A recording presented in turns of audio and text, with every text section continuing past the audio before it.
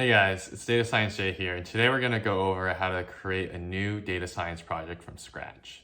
Generally, most data science projects really help you build your skills, help add to your resume, but the problem is that they don't eventually help you launch a career or break into data science because usually the projects aren't original. So today we're going to go over how to find, create, analyze, and build a new original data science project. So step one is generally to choose the right topic. A good project usually starts with a really interesting idea. And for me, generally what I do is I try to find a topic that I'm personally interested in.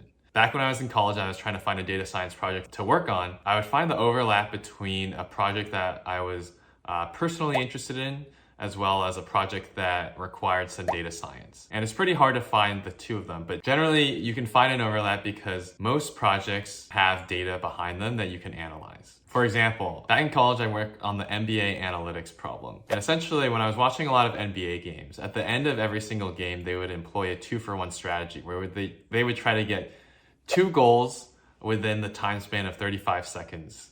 Right. And so I try to analyze to see if that data was actually working for most of the teams. And so that kind of combined my interest in the NBA along with my interest in data science to be able to actually prove out my hypothesis if this strategy would actually work in real time. My advice is to start out with some data that's interesting to you. There's a lot of data for any kind of hobbies that we enjoy on the day-to-day basis. If you think about movies, there's box office data, there's sales data, there's streaming data. If you think about sports, there's a ton of sports betting going on as well. And lastly, of course, there's public health data with the advent of COVID-19. There's a lot of this data online now, although analyzing it, you do have to be a little bit more informed than just kind of spreading out some of those, unprojected regression graphs that a lot of people are doing. Step 2 is to actually formulate a hypothesis. So the goal with choosing the right hypothesis is to make sure that you're constraining it in scope. If we were to choose a problem like how many people are being priced out of cities in the United States, that's a really tough problem to analyze because we don't have that data, but also because of the causal relationships are really hard to predict. There's a lot of different kinds of variables at play there. So instead, I'd suggest to actually constrain the actual hypothesis that you have within the topic. For example, if we go back to talking about box office data, we could maybe just start out with something like which genres of movies actually generate the most box office returns.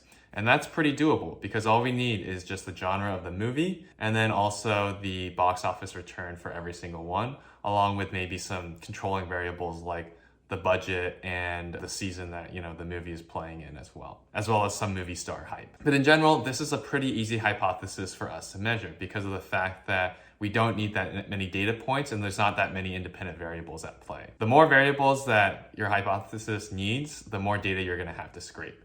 And so a lot of this is understanding, the availability of the data to actually validate your hypothesis and how easy it is to acquire online. This leads pretty nicely into our third step, which is finding the data. So how do we actually find the data for our hypothesis and for our new project, right? And there's a couple of options. One is that you can always just scrape the data off of the internet. This is probably the most common way, and recently the US actually legalized this so that anyone can scrape data off of any site for free. And so scraping data is probably the easiest way to get started. It's definitely the most time consuming in terms of how much time it takes if you're not good at scraping, but also if the website makes it very difficult for you to scrape the data well. The second option is just to pay for data. So this one is definitely a lot more expensive, but there's a lot of paid data sets out there that give you kind of an edge on an analysis that most people won't even try to touch because it's gonna cost too much money. If you're a student or you're someone who's just trying to break into the field, you can actually ask a lot of these data as a service businesses if you can just get some credits for the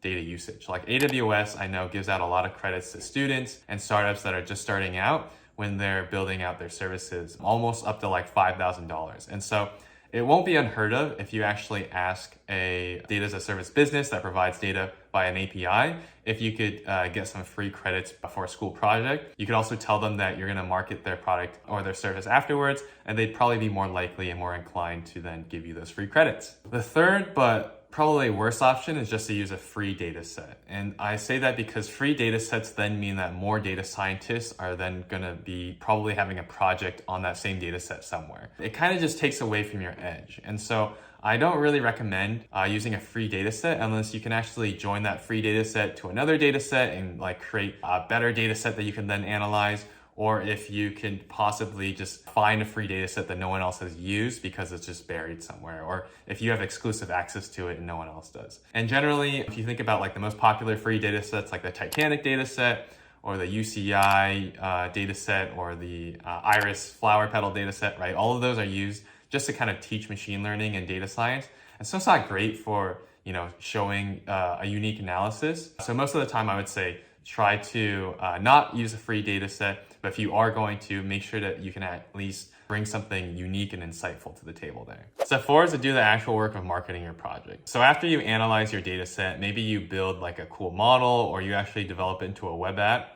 You expect that people are going to flock to your website or your app, but they won't because you haven't marketed it yet. And so the goal is to do a little bit of marketing for your data science project. And I know it sounds time consuming or maybe out of your expertise, but it's really probably one of the most important things you can do because that's what gets you eyeballs. That's what gets hiring manager eyeballs, as well as recruiter eyeballs on your project as well. There's a couple ways that you can go about marketing your project. The first way is just to write a blog post about it and distribute it online. And so there's a lot of good resources online in terms of Medium or your own blog or Hacker News, where you can kind of write about your project and then distribute it on these different websites for people to view. Might be pretty tough at first, but if you have a unique idea or insight, then people will generally gravitate to it. Generally, I would try to use a more clickbait type title.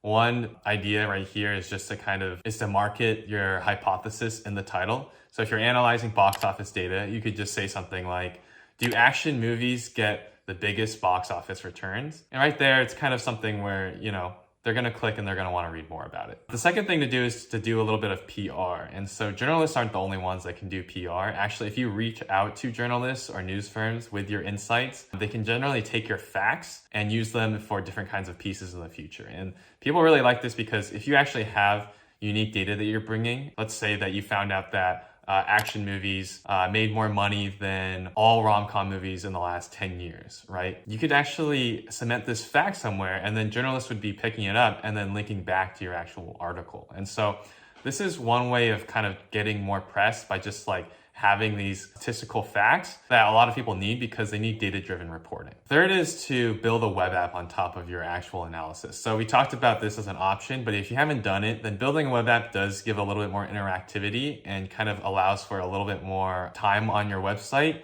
or your blog versus if you just had a blog post, right? And so, for example, if we're talking about this movie data set again, then you could probably maybe model out a graph to show all the action movie returns plotted in a scatter plot versus all the rom-com returns, right? Or allow people to filter by different genres.